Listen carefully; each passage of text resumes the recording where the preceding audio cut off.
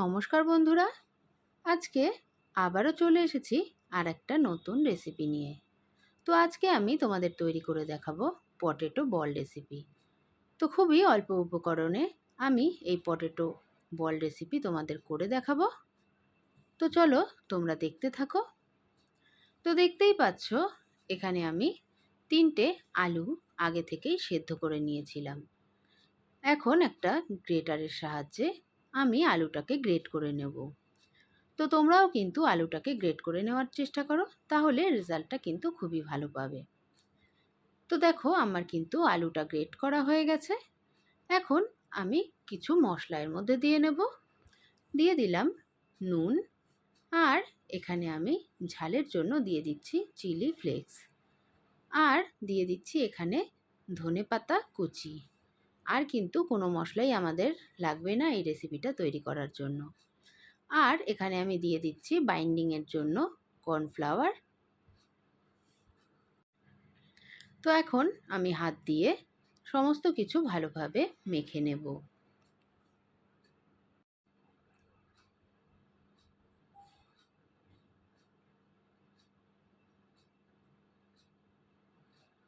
তো বন্ধুরা আমার কিন্তু মাখাটা হয়ে গেছে। এখন আমি এটাকে সাইডে রেখে হাতে একটু সামান্য তেল লাগিয়ে নেব। এখন অল্প একটু আমি নিয়ে নিলাম, এরকম চেপে চেপে তারপরে হাতের তালুতে দিয়ে এরকম করলেই কিন্তু আমরা একটা গোল শেপ তৈরি করে নিতে পারবো। তো দেখো কত সুন্দর আমার পটেটো বলটা তৈরি হয়ে গেছে। আমি আরও একটা দেখাচ্ছি। তো এইভাবে আমি কিন্তু সমস্ত পটেটো বলগুলো তৈরি করে নেব। তো এই যে বন্ধুরা দেখো আমি সমস্ত পটেটো বলগুলো কিন্তু তৈরি করে নিয়েছি। এখন ভেজে নেবার পালা। তো ভাজার জন্য আমি এখানে একটা কড়াই নিয়ে নিয়েছি। এখন কড়াইয়ের মধ্যে দিয়ে দিলাম সাদা তেল। এখন আমি তেলটাকে গরম করে নেব। তো দেখো আমার তেলটা কিন্তু গরম হয়ে গেছে। এখন আমি একে একে পটেটো বলগুলোকে ছেড়ে দেব।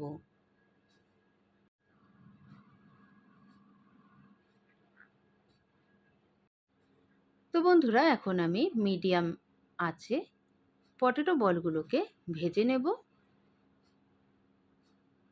তো দেখো আমার কিন্তু এক সাইডটা ভাজা হয়ে গেছে। এখন আমি বলগুলোকে উল্টে দেব। এইভাবে আমি উল্টে পাল্টে একটা কালার না আসা পর্যন্ত কিন্তু ভেজে নেব।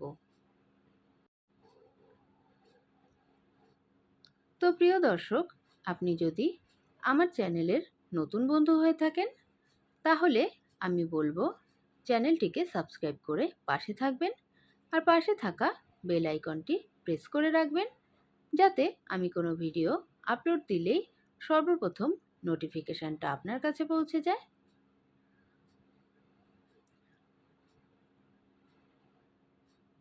তো দেখো বন্ধুরা আমার কিন্তু বলগুলো ভাজা হয়ে গেছে। তো আমার এই রেসিপি ফলো করে তোমরা কিন্তু খুবই কম মশলায় এবং কম সময়ে এই দুর্দান্ত স্ন্যাক্স রেসিপিটা তোমরা তৈরি করে নিতে পারো। তো আমার ভাজা হয়ে গেছে। এখন আমি বলগুলোকে তুলে নিচ্ছি।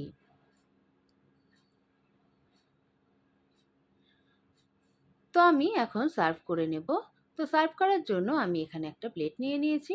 এখন প্লেটের মধ্যে সমস্ত বলগুলোকে কিন্তু আমি সার্ভ করে নিচ্ছি।